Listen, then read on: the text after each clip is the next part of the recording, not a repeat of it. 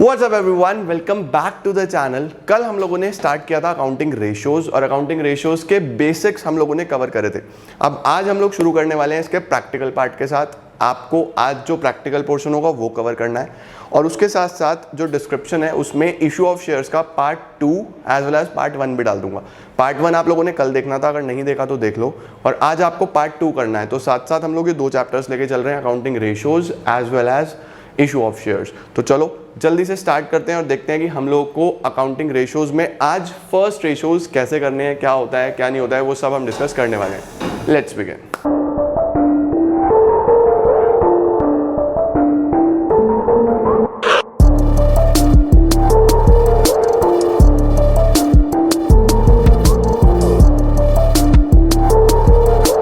तो हम लोग शुरू करेंगे लिक्विडिटी रेशियोज के साथ। लिक्विडिटी रेशियोज हमारे पास फर्स्ट रेशियोज में आता है। हम लोगों ने टोटल 4 रेशियोज इस चैप्टर में पढ़नी है, liquidity, solvency, turnover and profitability. हम लोग आज स्टार्ट करने वाले हैं सबसे पहले रेशियो के साथ, जिसका नाम क्या है, लिक्विडिटी रेशियोज। लिक्विडिटी रेशियोज क्योंकि अब आप लोग के एग्जाम में मल्टीपल चॉइस क्वेश्चंस आ रहे हैं, तो अदर नेम जानने भी उतना ही इंपॉर्टेंट है जितना कोई नॉर्मल क्वेश्चन हो। तो लिक्विडिटी रेशियो दूसरा किस नाम से जाना जाता है? लिक्विडिटी रेशियो दूसरा जाना जाता है शॉर्ट टर्म सॉल्वेंसी रेशियो के नाम से। Now what actually is liquidity ratio? देखो, लिक्विडिटी रेशियो बेसिकली हमें ये बताता है कि एक फर्म की लिक्विडिटी पोजीशन कैसी है। लिक्विडिटी पोजीशन का मतलब कि क्या वो अपने शॉर्ट टर्म ऑब्लिगेशंस टाइम से पे कर पाएंगे या नहीं कर पाएंगे। शॉर्ट टर्म ऑब्लिगेशन का मतलब क्या? शॉर्ट टर्म ऑब्लिगेशन मतलब शॉर्ट टर्म लाइबिलिटीज, यानी कि करंट लाइबिलिटीज। तो बेसिकली जब भी हम लोग लिक्विडिटी रेशियोज की बात कर रहे हैं तो we are talking about current liabilities जो कि फर्म को पे करनी है, तो वो पे कर पाएंगे या नहीं कर पाएंगे, इसको जज करने के लिए हम इन रेशियोज को पढ़ते हैं। इन रेशियोज में आपको 2 मेजर रेशियोज कंसिडर करनी है। सबसे पहला रेशियो होता है इसके अंदर करंट रेशियो, जिसका दूसरा नाम है working capital ratio. WC stands for working capital, working capital. और दूसरा रेशियो हमें पढ़ना है क्विक रेशियो, जिसका दूसरा नाम है एसिड टेस्ट रेशियो। तो बेसिकली आज हम लोग कोशिश करेंगे कि इन 2 रेशियोज के बारे में जानें और कुछ क्वेश्चंस भी शुरू कर पाएं। लिक्विडिटी रेशियोज में हम लोग 2 रेशियोज पढ़ने वाले हैं। इसके अलावा इस चैप्टर में 13 रेशियोज और हैं, तो इस चैप्टर में टोटल 15 रेशियोज आप लोग को कवर करनी है, जिसमें से 2 हम लोग आज कवर करने की कोशिश कर रहे हैं। सबसे पहली रेशियो हम लोग पढ़ते हैं करंट रेशियो। तो करंट रेशियो का क्या फॉर्मूला होता है? करंट रेशियो का फॉर्मूला होगा current assets divided by current liabilities. ये हमारा सीधा सीधा स्ट्रेट फॉरवर्ड करंट रेशियो का फॉर्मूला होता है। CR = CA by CL। अब अगर मैं बात करूं कि करंट एसेट्स की, तो करंट एसेट कौन कौन से होते हैं और करंट लाइबिलिटीज कौन कौन सी होती हैं? वो सभी एसेट्स जो आप लोग को बेनिफिट दे देंगे विद इन 1 ईयर। अगर मैं एक आम भाषा में बात करूं, वो सभी एसेट्स जो आपको बेनिफिट देंगे विद इन 1 ईयर, उन सभी एसेट्स को हम लोग कौन से एसेट्स बोलने वाले हैं? करंट एसेट्स बोलने वाले हैं। अब इसका एग्जाम्पल क्या होगा? जैसे हमारा कैश, जैसे हमारा बैंक बैलेंस, जैसे हमारे डेटर, इस तरीके की चीज़ें हम लोग की करंट एसेट्स में आ जाती हैं। जितनी भी एसेट्स आपके जो आपको शॉर्ट टर्म बेनिफिट देंगे, 1 साल के अंदर अंदर फायदा देंगे, उनको हम लोग करंट एसेट्स बोलते हैं। डेटर्स आ गए, बिल्स रिसीवेबल्स आ गए। बिल रिसीवेबल आपको इसके अंदर कंसिडर करने हैं। बिल रिसीवेबल के साथ साथ कुछ अगर शॉर्ट टर्म इन्वेस्टमेंट्स हैं वो सारी आपको कंसिडर करनी है। तो ये सब करंट एसेट्स का पार्ट है। करंट लाइबिलिटीज में क्या क्या आता है? करंट लाइबिलिटीज में आपकी वो सभी लाइबिलिटीज आ जाती हैं जो आपको 1 साल के अंदर अंदर पेमेंट करनी है। जैसे फॉर एग्जाम्पल जैसे क्रेडिटर्स, जैसे bills payable,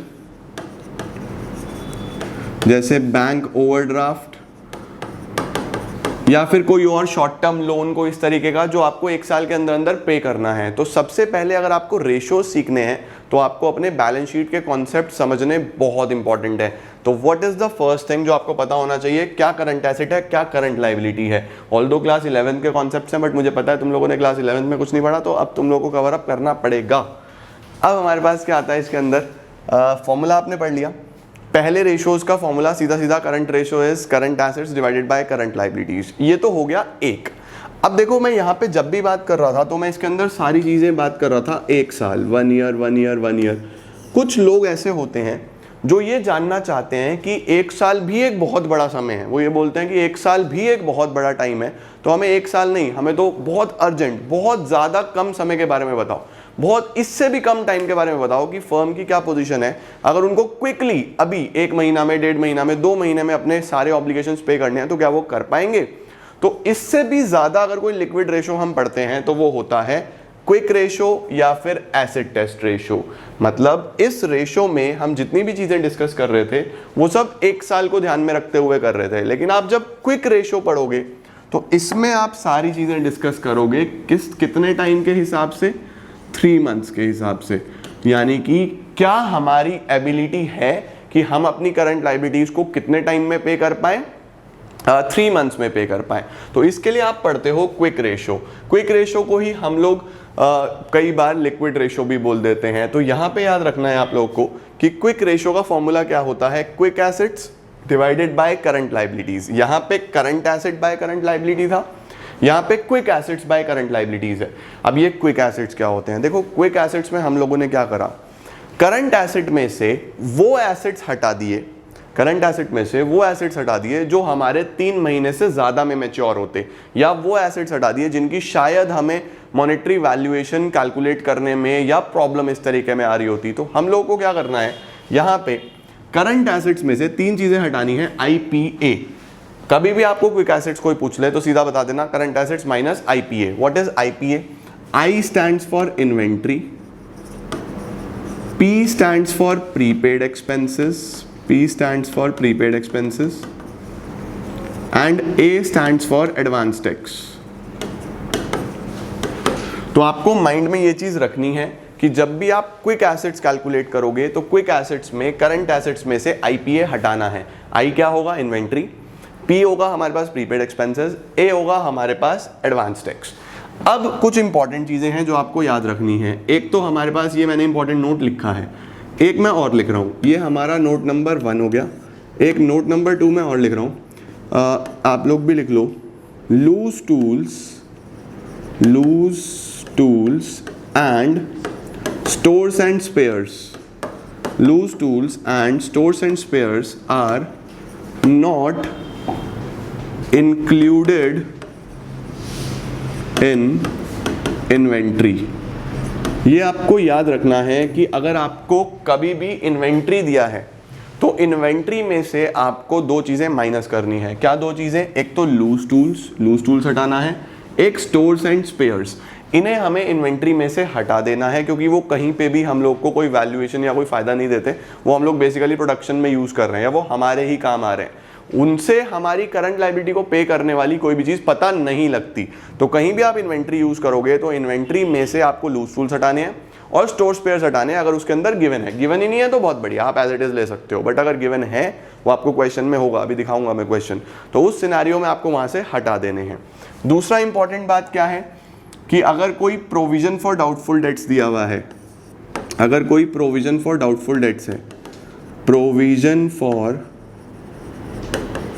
doubtful debts will be deducted from debtors। Debtors में से आपको प्रोविजन फॉर डाउटफुल डेट्स भी हटा देना है। मतलब हमें कौन से डेटर चाहिए? हमें नेट डेटर्स चाहिए। प्रोविजन फॉर डाउटफुल डेट्स भी हम लोग कंसिडर नहीं करते, तो अगर कोई प्रोविजन बना हुआ है तो उसको हटा देना है और आप नॉर्मल डेटर्स आप लोग कंसिडर करोगे। उसके साथ साथ loose tools, stores and spares भी हम लोग कंसिडर नहीं करेंगे। इन्वेस्टमेंट पे कई बार डाउट हो जाता है, तो अगर आपको क्वेश्चन में इन्वेस्टमेंट या फिर ट्रेड इन्वेस्टमेंट दिया है तो वो हमारी नॉन करंट इन्वेस्टमेंट है। नॉन करंट इन्वेस्टमेंट का मतलब वो मेरा नॉन करंट एसेट है, करंट एसेट नहीं है।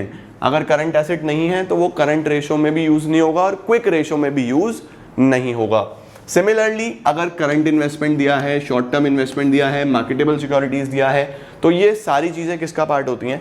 ये सारी चीजें करंट इन्वेस्टमेंट का पार्ट होती हैं। ये आप क्वेश्चन में यूज करोगे। यानी अगर आप करंट एसेट्स कैलकुलेट कर रहे हो और इन्वेस्टमेंट वर्ड आ रहा है, ओनली इन्वेस्टमेंट, तो उस इन्वेस्टमेंट को आप शॉर्ट टर्म नहीं मानोगे, उस इन्वेस्टमेंट को आप क्या मानोगे? लॉन्ग टर्म, यानी नॉन करंट है वो हमारे लिए, उसको हम क्वेश्चन में कंसिडर नहीं करेंगे। अगर करंट इन्वेस्टमेंट लिखा है, शॉर्ट टर्म इन्वेस्टमेंट लिखा है, मार्केटेबल सिक्योरिटीज लिखा है, तब आप उस इन्वेस्टमेंट को कंसिडर करके चलोगे। तो ये कुछ इंपॉर्टेंट नोट्स हैं जो आपको हेल्प करेंगे फर्दर क्वेश्चन सॉल्व करने में, एज वेल एज थियरी के क्वेश्चंस भी यहाँ से बनते हैं। तो सबसे पहले आपको ये सभी नोट करने हैं करंट रेशो के लिए। ये हमारे पास आ जाते हैं क्विक रेशो के लिए। इसके बाद हमारे पास ये कुछ इंपॉर्टेंट नोट्स इन्वेस्टमेंट के लिए। इन्वेस्टमेंट के बाद इन्वेंट्रीज में आपने क्या कंसिडर नहीं करना, loose tools, stores and spares. और अगर डेटर्स में हमारे पास कोई प्रोविजन फॉर डाउटफुल डेट्स दिया हुआ है तो वो भी हमें एक्सक्लूड करना है इस रेशो को कैलकुलेट करते हुए। बाकी हम लोग चीज़ें कैलकुलेट करेंगे, बस इन चीज़ों को ध्यान रखना है। अब हम लोग कोई एक दो क्वेश्चन आज करते हैं और देखते हैं कि किस तरीके से ये सारी चीज़ें सॉल्व होती हैं। ये सब स्क्रीनशॉट्स ले लिए होंगे आप लोगों ने, नहीं लिए तो ले सकते हो, और फिर हम आगे बढ़ते हैं। अब हम लोग इन सभी कॉन्सेप्ट्स के ऊपर, ये जो हम लोगों ने कॉन्सेप्ट्स लिखे हैं, इन सभी कॉन्सेप्ट्स के ऊपर एक क्वेश्चन करने वाले हैं। बहुत बेसिक सा क्वेश्चन हम लोग आज करेंगे और इसको फिर एडवांस लेवल पे लेके चलेंगे अगली क्लास में। तो अगली क्लास में इन दोनों रेशोज पे बेस्ड एडवांस क्वेश्चंस कराऊंगा। आज अभी एक बेसिक क्वेश्चन, सो दैट आपका अंडरस्टैंडिंग बन जाए और आप अपनी बुक से भी एक बार रीडिंग लगा लो कि क्या करंट एसेट्स हैं, क्या करंट लायबिलिटीज हैं। Book reading is a must. तो देखो बेसिकली क्या क्वेश्चन में दिया है। क्वेश्चन में दिया है हमारे पास नॉन करंट इन्वेस्टमेंट्स। सबसे पहले नॉन करंट इन्वेस्टमेंट दिए हैं, फिर करंट इन्वेस्टमेंट्स, फिर inventory, trade receivables, trade payable, long term borrowing, short term borrowing, short term provision, cash and bank balance. क्या कैलकुलेट करना है हमें? करंट रेशो कैलकुलेट करना है। तो करंट रेशो का क्या फॉर्मूला होता है? सबसे पहले current ratio is current assets upon current liabilities. Current ratio का ये फॉर्मूला है सीधा सीधा, current assets divided by current liabilities. तो आपको क्या करना है, सबसे पहले कैटेगराइज करो कि कौन सा करंट एसेट है, कौन सा करंट लायबिलिटी है। मुझे दिया है सबसे पहले नॉन करंट इन्वेस्टमेंट। अब देखो इन्वेस्टमेंट के बारे में नोट लिखवाया था, एग्जाम में आएगा पक्का। इन्वेस्टमेंट में दिया है नॉन करंट। अगर नॉन करंट दिया है तो वो नॉन करंट एसेट है, करंट एसेट नहीं है, तो उसको छोड़ो। हमें कौन सा एसेट चाहिए? हमें यहाँ पे क्या चाहिए? हमें चाहिए करंट एसेट। तो ये तो हमारे काम का नहीं है, इसको कर दो आप बिल्कुल इग्नोर। ये हमारे काम का नहीं है, इसको हम बिल्कुल इग्नोर कर देंगे। दूसरी चीज़ क्या दिया है हमें? पहला तो हमारे काम आया नहीं। दूसरा दिया है करंट इन्वेस्टमेंट्स। क्या करंट इन्वेस्टमेंट एक करंट एसेट है? यस, नाम में ही करंट इन्वेस्टमेंट है। मैंने शॉर्ट टर्म के लिए कहीं पैसा लगाया, वो मुझे बेनिफिट देगा, ये मेरा करंट एसेट है। तो मैंने इसके आगे लिख दिया कि this is my current asset. इसके बाद ये मेरा करंट एसेट हो गया। इन्वेंट्री, क्या इन्वेंट्री भी करंट एसेट है? यस, डेफिनेटली इन्वेंट्री भी एक करंट एसेट है, लेकिन इसके अंदर एक पॉइंट दिया है। 3 लाख का इन्वेंट्री का वैल्यू है जिसमें 1 लाख के लूज टूल्स हैं। 3 लाख का इन्वेंट्री है जिसपे 1 लाख के लूज टूल्स हैं। अब मैंने आपको एक नोट लिखवाया था, क्या लिखवाया था कि कभी भी इन्वेंट्री हो, loose tools and stores and spares are not included. ना आपको लूज टूल्स लेना इसके अंदर, ना स्टोर्स एंड स्पेयर्स लेना। तो लूज टूल्स आप यहाँ से माइनस करोगे, 3 लाख माइनस 1 लाख, तो इन्वेंट्री कितना लोगे? 2 लाख रुपए का इन्वेंट्री लोगे आप। कहाँ पे? करंट एसेट्स में। ठीक है। ट्रेड रिसीवेबल्स क्या हमारे करंट एसेट्स हैं? यस, ये हमारे करंट एसेट्स हैं। ट्रेड पेबल करंट लायबिलिटी होते हैं क्योंकि आपको इनका पेमेंट करना है। Trade payables are current liabilities. इसके बाद लॉन्ग टर्म बोरोइंग, नाम में ही लॉन्ग टर्म है, छोड़ दो। हमें कौन से चाहिए? करंट लायबिलिटी यानी शॉर्ट टर्म लायबिलिटीज, और करंट एसेट्स मतलब शॉर्ट टर्म वाले एसेट्स, तो इसको छोड़ देंगे। शॉर्ट टर्म बोरोइंग, यस, ये कंसीडर करेंगे करंट लायबिलिटी में। उसके बाद क्या दिया है? Short term provisions. क्या हमारे शॉर्ट टर्म प्रोविजंस भी करंट लायबिलिटी में आते हैं? यस, डेफिनेटली आते हैं। शॉर्ट टर्म प्रोविजंस भी हमारे करंट लायबिलिटी में आते हैं। अगर आपको बैलेंस शीट नहीं आता तो मैं एक काम कर रहा हूँ, मैं इस वीडियो के डिस्क्रिप्शन में एक बैलेंस शीट वाली वीडियो का लिंक भी ड्रॉप कर रहा हूँ, आप वो एक बार चेक कर लो, आपके कॉन्सेप्ट्स क्लियर हो जाएंगे। अगर बैलेंस शीट नहीं आता तो देख लो, इंपॉर्टेंट है वो। इसके बाद क्या है? कैश एंड बैंक बैलेंस, ये हमारे करंट एसेट्स हैं, और उसके बाद बस यही सब दिया है। तो अब आपको क्या करना है? अब आपको स्ट्रेट फॉरवर्ड बस फॉर्मूला में पुट करने हैं वैल्यूज। करंट एसेट्स का सम करो, क्या क्या जोड़ोगे आप लोग यहाँ पे? करंट एसेट्स हमारे पास ये 50,000, 2 लाख, 250, ये ले लिया मैंने 50,000, 2 लाख, 250 हो गया, 250 और 2 450, 450 के बाद 50, तो करंट एसेट्स आ गए 5 लाख रुपीज़ के, और करंट लायबिलिटीज़ आ गई मेरे पास 50, 1 लाख और 150, 150, 1 लाख और 50, 150 और 150, 3 लाख। तो हमारे पास यहाँ पे जो रेशो आएगा, हमारे पास यहाँ पे जो रेशो आ जाएगा वो आप इसको यहाँ से बिल्कुल कट कर देंगे। अब कुछ बच्चे इसको यहाँ 5/3 यानी 5:3 लिखाते हैं। तो आपको हमेशा ध्यान रखना है कि आपको इसको लीस्ट तक लेके जाना है, मतलब इसको बिल्कुल 1 की टर्म्स में लेके आना है। अगर आप इसकी कटिंग करोगे यहाँ से तो ये 1 पॉइंट क्या आएगा 5/3, 5/3 ये आ जाएगा 1.66:1। तो ऑलवेज रिमेंबर आपको इसको लीस्ट में लेके जाना है, इसका आंसर बनेगा 1.66:1। अब एक क्वेश्चन और होता है जो इंपॉर्टेंट होता है कि क्या ये रेशो अच्छा है या क्या ये रेशो बुरा है। तो always remember ideal current ratio is 2:1। ये लर्न करना है, this is a learning part. एक अच्छा करंट रेशो 2:1 होता है, यानी जो आपके करंट एसेट हैं वो 2 गुना होने चाहिए आपकी करंट लाइबिलिटीज से। ये देखो 2:1 आया या नहीं आया, इसका मतलब आपके करंट एसेट्स कम से कम डबल होने चाहिए, तब आप अपनी लाइबिलिटी पे कर पाओगे। तो आइडियल करंट रेशो इज 2:1, इसको ध्यान रखना है। अभी यहां पे क्या आया 1.66:1, तो यहां तो डबल नहीं हुए, तो ये एक बहुत अच्छा करंट रेशो नहीं है, बस ठीक है, बट बहुत अच्छा नहीं है। अच्छा अगर बनाना है तो या 2:1 या उससे ज़्यादा होना चाहिए। तो बस ये मैंने आप लोग को एक क्वेश्चन कराया और दिस इज़ इम्पॉर्टेंट, याद रखेंगे आप लोग को, इसको बहुत ध्यान से प्रैक्टिस करना है और इसी को नेक्स्ट लेवल पे लेके चलेंगे अगली क्लास में। आज की क्लास में होमवर्क क्या है, एक बार रीडिंग लगा लो, बैलेंस शीट वाले वीडियो का डिस्क्रिप्शन में लिंक दे रहा हूँ वो कर लो, उसके साथ इशू ऑफ शेयर्स का पार्ट 2 ये आपको करके चलना है फॉर टुडे, और आपका रेशियोज फिर आगे कंटिन्यू करके चलते हैं in next class. This is it for today, thank you so much.